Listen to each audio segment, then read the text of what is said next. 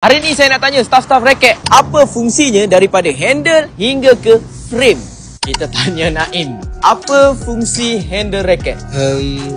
Untuk pegang lah. Betul? Lagi? Untuk bantu kita pukul. Betul. Kecing. Terima kasih. Terima kasih bang. Rezeki Apa fungsi cone raket? Susahnya soalan. Saya tak tahu lah. Siapa tahu?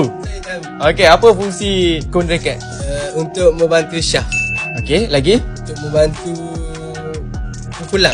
RM3. Sudah dapat RM5 ini budak. Mantap. Okey, apa fungsi shaft raket?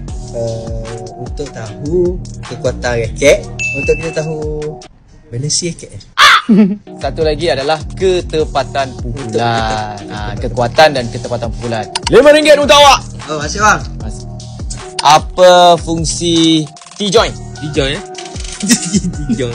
Apa fungsi dia? Dia melajukan swingin gitu. Swing raket. Okey, betul. Lagi dah tu. Lepas lagi dia bagi apa? Pukulan kita tepat lagi. Oh, mantap orang. RM5 untuk awak. Baik tu. Terima kasih bang. Apa fungsi frame raket? Dari segi teknologi dia lah, ada yang ada hardcore teknologi, ada teknologi sonic boom system untuk bunyi yang sedap banyak lagi lah. Itu teknologi. Saya nak tahu fungsi dia. Apa fungsi dia?